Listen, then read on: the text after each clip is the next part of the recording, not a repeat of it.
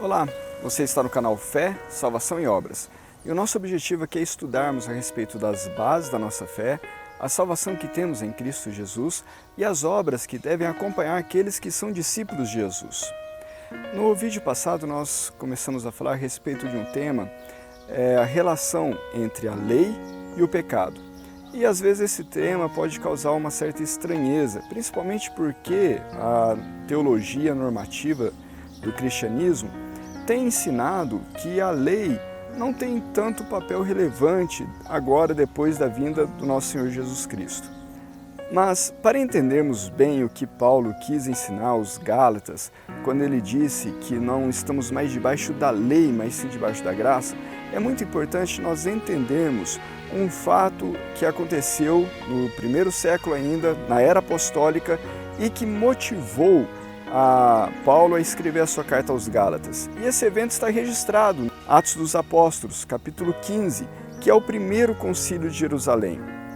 O que estava acontecendo naquele momento era uma situação muito peculiar. Até então, se nós notarmos até o capítulo 10 do livro de Atos, a igreja, o conjunto dos discípulos de Cristo, aqueles que acreditavam em Cristo como Messias de Israel, eram basicamente judeus ou prosélitos ao judaísmo.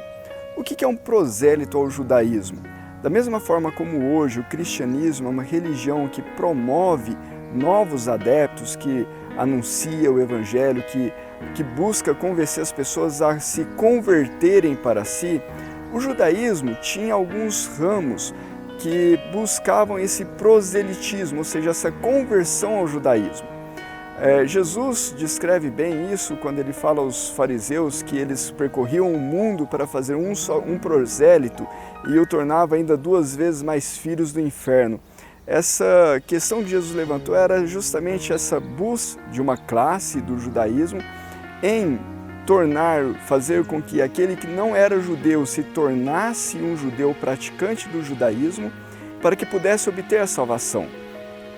Em nenhum momento Jesus está ali colocando o proselitismo como algo negativo. Não, ele está justamente criticando a maneira como aqueles judeus, fariseus, faziam seus prosélitos e a maneira como eles faziam com que aqueles novos convertidos depositassem a sua fé e a sua esperança nas suas obras e não na fé em Deus. Mas voltando ao assunto, o prosélito seria aquele que era gentio, ou seja, um não-judeu, que havia se convertido ao judaísmo.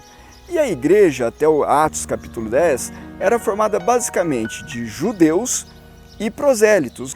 Quando nós temos Atos capítulo 10, a descrição de Pedro anunciando o evangelho a Cornélio, que era um centurião romano, que era assim, simpatizante do judaísmo, ajudava na sinagoga, era uma pessoa que dava esmolas e que praticava algumas leis ensinadas do judaísmo, da Torá, da Palavra de Deus, mas ele não havia se tornado um judeu, ele ainda era um centurião romano. E nessas circunstâncias, sendo ainda um gentio que tinha conhecido um pouco apenas da lei, dos mandamentos, a respeito de Deus, o Deus de Israel, ele então é visitado por um anjo que ordena ele a chamar Pedro para que então ouvisse do evangelho. E assim acontece, Pedro anuncia o evangelho ao Cornélio e a toda a sua casa e todos se convertem a Cristo, aceitam Jesus como Messias e são cheios do Espírito Santo. A partir desse momento de Atos 10, nós vamos ver que as igrejas, sabendo então que os gentios também haviam recebido o Espírito Santo, começam a anunciar o evangelho para os gentios, e isso acontece principalmente em Antioquia. E a partir de então, nessas sinagogas, onde até então haviam judeus que criam que Jesus era o Messias, começa a ter a figura do gentio, daquele que era completamente estranho às leis, às promessas, que não praticava a circuncisão e que, por fé em Jesus como Messias, estava sendo aceito nessa comunidade. Surge então um problema, porque judeus vindos de Jerusalém vão até a região da Galácia, que não é apenas uma cidade, mas uma região ali da Ásia Menor. e é uma região onde Paulo havia passado e anunciado o Evangelho, e muitos gentios haviam se convertido crendo que Jesus era o Messias. E esses judeus, ao chegarem nessas regiões, nessas igrejas da Galácia, eles afirmam categoricamente que, se eles não se circuncidassem conforme o rito de Moisés, de maneira nenhuma poderiam ser salvos. Bom, a questão então era se um gentio tinha ou não que se tornar um judeu antes de ser aceito na comunidade cristã. E esse problema foi levado aos apóstolos. Paulo e todos os demais apóstolos se reúnem em Jerusalém para decidir a respeito dessa questão. E durante a reunião, onde ocorrem as discussões relatadas em Atos capítulo 15, onde Pedro levanta e anuncia como que ele foi escolhido por Deus para ser o primeiro a anunciar o evangelho aos gentios, que é o caso do centurião Cornélio, e como ele viu o Espírito de Deus sendo derramado sobre aqueles gentios, sem que eles tivessem que guardar nenhum aspecto da lei antes de receber a salvação, e Paulo também anunciando as maravilhas que aconteceram por intermédio do ministério dele, principalmente na região da Galácia, que foi a região que ele visitou na sua primeira viagem missionária. E então Tiago levanta com a sua conclusão, e ele diz: julgo, pois, irmãos, não devemos perturbar aqueles que dentre os gentios se convertem a Deus, mas escrever-lhes que se guardem da idolatria, da prostituição, da carne sufocada e do sangue. Porque Moisés, desde os tempos antigos, há quem os ensine todos os sábados nas sinagogas. E então o Concílio de Jerusalém é fechado sobre essa resolução. O que nós podemos entender dessa conclusão do Concílio de Jerusalém? Primeiro ponto que fica muito claro no Concílio de Jerusalém é aquilo que é ensinado pelo apóstolo Paulo, por Pedro, por Tiago, por todos os apóstolos nas suas epístolas, é que a salvação é sim fruto da fé. Ou seja, a partir do momento que o homem conhece a Deus, arrepende dos seus pecados e se volta para Deus, este momento em que nasce a fé, nasce no coração do ser humano a salvação. Não é por ter praticado essa ou aquela lei, não é por ter se tornado um judeu ou por ter feito a circuncisão que o homem pode alcançar a salvação. Não, a salvação, assim como aconteceu com Abraão, é fruto da fé. Se você se lembrar, e nós já falamos isso num vídeo a respeito da palavra emuná, que é justamente a palavra fé em hebraico, nós falamos, Abraão, ele creu em Deus, Abraão amã em Deus no original hebraico. E isso lhe foi posto como justiça. E então, a partir do momento que ele creu, ele obedeceu às leis de Deus. Ele obedeceu aos mandamentos do Senhor conforme ele ia conhecendo a Deus. E é exatamente esse o aspecto que os apóstolos levantam no seu concílio em Jerusalém, e é exatamente esse o aspecto que Paulo escreve na sua carta aos Gálatas. A salvação não é por obedecer à lei, não é por você cumprir esse ou aquele mandamento, não é por você fazer isto ou aquilo, mas ao passo em que você tem fé em Deus, e ao passo em que você conhece os mandamentos de Deus, você então se torna impelido pela sua fé a obedecer os mandamentos. O propósito dos apóstolos no Concílio de Jerusalém, então, era que aqueles gentios que pela fé estavam se convertendo a Deus, crendo que Jesus era o Messias, o Filho do Deus vivo, que veio para nos resgatar, esses gentios, conforme fossem expostos ao conhecimento da lei, da Torá, que era lido todos os sábados nas sinagogas, então eles pudessem, por entendimento e fé, aplicar essa lei na sua vida, corrigindo o que estava de errado, afastando-se daquelas coisas que eram abominações diante de Deus, corrigindo o curso da sua vida e tendo uma vida santa e de santificação diante de Deus.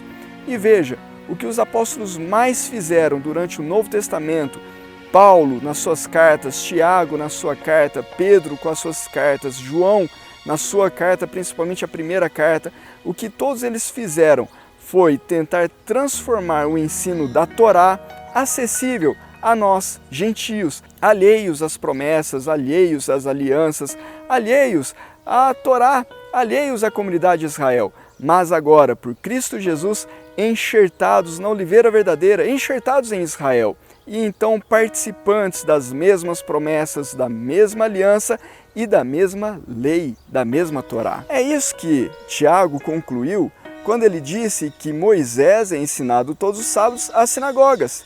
Segundo o ensino dos apóstolos, conforme esses gentios, que eram alheios às promessas, eram alheios às alianças, eram alheios à Torá, mas, por uma fé genuína, creram que Jesus é o Messias, o Filho de Deus que veio ao mundo para redimir todo pecador através do seu sacrifício na cruz do Calvário. A partir do momento que esses gentios creem, têm a sua fé depositada no Messias de Israel, essa mesma fé vai levá-los à obediência dos mandamentos conforme eles forem aprendendo os mandamentos.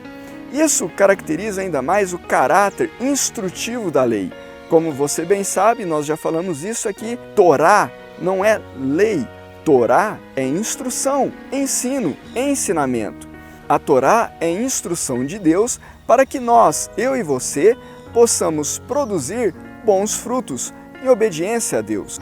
Nesse aspecto, podemos entender melhor agora quando Paulo fala que não estamos debaixo da lei, mas sim debaixo da graça. Quando Paulo diz na sua carta aos Gálatas que não estamos mais debaixo da lei, mas debaixo da graça, ele está dizendo não que houve um momento, um período em que a salvação pudesse ser alcançada pela obediência à lei, nem que houvesse um período em que a lei pudesse promover salvação no ser humano e que agora não é mais a lei, mas sim um outro mecanismo, um outro meio. Nada disso. O que Paulo está nos ensinando é que o legalismo não pode promover a salvação. Quando ele diz que não estamos debaixo da lei, nós não estamos debaixo do legalismo. Não é por obediência à lei que nós somos salvos.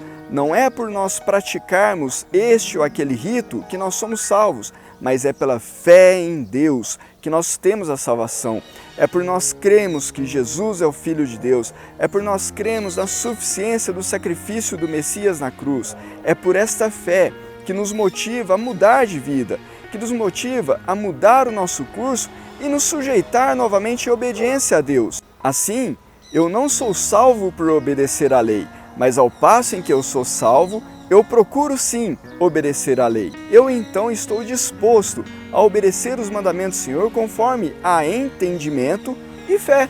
Assim, a partir do momento que eu tenho entendimento da palavra de Deus, através dos estudos da Escritura, conforme eu leio a Bíblia, a Torá, conforme eu vou escutando as pregações na minha igreja, por ter fé na palavra de Deus, que ela é a palavra de Deus a mim, então eu obedeço a esses mandamentos. Portanto, a obediência aos mandamentos deve ser, segundo a orientação dos apóstolos, fruto de entendimento e fé, e não de obrigatoriedade, não de imposição. Não é por esse caráter, não é por imposição, não é por força, mas sim pela fé que nós temos na palavra de Deus, na instrução de Deus para nós. Voltando agora à carta de Gálatas, o que Paulo escreve na sua carta de Gálatas é justamente combatendo o ensino legalista de que aquelas pessoas tinham por obrigação que obedecer os mandamentos dados por Deus a Israel, que eles tinham que se transformar judeus para então alcançar a graça. O que Paulo está desconstruindo ali é justamente esse ensino errado, legalista, que condiciona a salvação à lei de Deus. Ele então não está se contrapondo à lei, ele não está anulando a Torá, ele não está dizendo que Cristo trouxe uma outra lei, não. Apóstolo Paulo, sendo um apóstolo do Messias, tendo recebido a revelação do Evangelho direto do próprio Messias, como ele mesmo diz na sua carta aos Gálatas, ele não está anulando a lei, ele está justamente colocando a lei no seu caráter correto, de instrução. Ele mesmo diz que a lei, as festas, luas novas, os sábados são aio, ou seja, instrutor, que nos conduz a Cristo. E como entender, por exemplo, Romanos 7, quando Paulo diz que nós estamos mortos para a lei? Nós não podemos esquecer o contexto que está sendo falado ali. E nós falamos no vídeo passado a respeito do Yetzer Hará, que é a nossa inclinação para o mal. E Paulo está usando Romanos 5, 6, 7, 8 justamente para tratar dessa questão da natureza humana inclinada para o mal. E nós falamos no vídeo passado que quando o homem é exposto à lei, essa inclinação para o mal é manifestada no interior do homem, o que o conduz ao pecado. Portanto, a lei traz sim conhecimento do pecado. E o que Paulo está dizendo quando ele fala que nós estamos mortos para a lei, não é que nós não devemos mais obedecer os mandamentos, seria uma incongruência. Agora eu acredito em Cristo como meu Senhor e Salvador e vou matar, roubar, mentir. Não tem sustentação isso. É justamente o contrário. Quando ele fala que a nós que cremos no Messias estamos mortos para a lei, ele está dizendo que nós estamos mortos para esse efeito negativo da lei, que a lei suscita no ser humano, o Yetzer Hará, a inclinação para o mal. Aquele que tem a sua fé em Cristo, quando ele é exposto à lei, o que se manifesta é o seu desejo de obedecer à lei, o desejo motivado pela fé de obedecer os mandamentos, de andar de uma forma correta diante do Deus que deu o seu Filho para nos salvar, para nos redimir. Portanto, nesse aspecto, nós estamos sim mortos para o efeito negativo da lei. E a partir do momento que temos o Espírito de Deus habitando em nós e somos incluídos agora na nova aliança, esta lei está agora sendo internalizada dentro dos nossos corações, escrita dentro do nosso coração e dentro do nosso entendimento, conforme foi profetizado em Jeremias 31. Mas não é somente isso. Se nós formos analisar as próprias palavras de Jesus Cristo a respeito da lei, ele é muito claro em Mateus capítulo 5. Ele diz o seguinte: não penseis que vim anular a lei. Eu não vim anular a lei, mas eu vim cumpri-la. E aqui tem um detalhe interessante, porque essa palavra cumpri-la foi traduzida para nós do grego pleruzai. E pleruzai no grego não significa dar fim ou acabar, terminar. Pelo contrário, pleruzai significa tornar plena. O que Jesus estava falando era o seguinte: eu não vim anular a lei, os mandamentos, eu vim fazer com que essas leis, esses mandamentos fossem plenos, fossem escritas no coração do homem, porque este é o propósito da lei, que sempre foi o propósito da lei, que essa lei estivesse escrita dentro do nosso coração. Quando Deus criou Adão perfeito, ele criou Adão conhecedor do bem, ele já tinha no seu interior escrita a lei de Deus. A partir do momento em que ele peca, entra o conhecimento do mal, e entra a desobediência, e entra o Yetzer Hará, a inclinação para o mal. O que Jesus estava falando era justamente isso: eu vim cumprir aquilo que Jeremias profetizou, eu vim tornar a lei plena. E ele continua dizendo que aquele que não cumprir os mandamentos e assim ensinar aos pequeninos, será chamado menor no reino dos céus. Veja que Jesus não está dizendo que aqueles que não cumprissem os mandamentos assim ensinassem aos pequeninos, não teria parte na salvação nem no reino vindouro. Ele diz que seria chamado menor no reino dos céus. E aquele que cumprisse os mandamentos e assim ensinasse aos seus pequeninos, esse seria chamado grande no reino dos céus. Mas Jesus faz um alerta. Ele diz que se a vossa justiça não exceder a dos escribas e fariseus, de forma alguma podereis entrar no reino dos céus. O que Jesus está dizendo é que os escribas e fariseus daquele tempo obedeciam os mandamentos de uma forma legalista, de uma forma ritualística. Eles obedeciam os mandamentos, porém não com amor, não com devoção, não como fruto de fé. E por isso mesmo a justiça deles não poderia promover nada de bom para eles, porque era fruto não da fé, mas era fruto do seu próprio orgulho, simplesmente por religiosidade. O que Jesus está ensinando é que a nossa obediência não pode nos justificar diante de Deus. Ela é justamente o contrário, é fruto da justificação. Por isso que nós devemos sim procurar obedecer os mandamentos, mas não como os fariseus legalistas, os escribas daquele tempo, não como religiosos que quer fazer isso ou aquilo para ser perfeitos ou que deseja de alguma forma se colocar como aceitável diante de Deus. Não, nós devemos procurar obedecer os mandamentos justamente porque nós amamos a Deus. E Jesus deixa isso muito claro no Evangelho de João, quando ele diz que aquele que me ama obedece os meus mandamentos. Portanto, devemos entender que sim, a lei tem um papel fundamental na vida do cristão. A lei é sim importante para mim, para você, para nós que cremos que Jesus Cristo é o Messias de Israel. Para nós que depositamos a nossa fé na cruz de Cristo, no sacrifício dele. Para nós que cremos que somos salvos e remidos pelo seu sangue. Para nós, a lei de Deus é sim importante, tem sim um papel fundamental. Ela nos instrui a respeito de quem é Deus. Ela nos traz o conhecimento de Deus. Assim como Jeremias profetizou Os homens teriam a lei de Deus escritas no seu coração e então todos o conheceriam. A lei nos leva ao conhecimento de Deus. A lei é importante para nós por causa disso, mas a lei também nos traz conhecimento a respeito do que Deus quer de nós. Quais são os planos de Deus para as nossas vidas? Como nós podemos frutificar para Deus? Lembre-se, Jesus, em Mateus capítulo 5, ele deixou algo muito claro. Vós sois a luz do mundo. Ele estava falando de todos aqueles que creem nele, estava falando de mim e de você. Nós somos a luz do mundo, nós somos o sal da terra. Mas ele faz um alerta: se o sal se tornar insípido, para mais nada presta senão ser lançado fora e ser pisado pelos homens. O entendimento, conhecimento da lei e a prática da lei nos capacita a sermos sais síptos, sais com poder de salgar este mundo, com o poder de trazer a este mundo a justiça de Deus, fazer com que este mundo conheça os propósitos de Deus, o plano de Deus para toda a humanidade. É sim vontade de Deus que no mundo não hajam mais assassinatos, é sim vontade de Deus que no mundo não hajam mais adultérios, é sim vontade de Deus que no mundo não hajam mais mentiras, é sim vontade de Deus que no mundo não haja mais pecado. E foi justamente para nos resgatar dos nossos pecados, na nossa maneira vã de viver que tínhamos outrora, que Jesus morreu naquela cruz, para nos libertar da escravidão do pecado e escrever a lei de Deus no nosso coração. Por isso agora nós temos condições de entender e obedecer os mandamentos de Deus com clareza, com sabedoria, com fé, e isso produzir em nós boas obras, que é o objetivo de todo cristão, ser sal no mundo, ser luz neste mundo.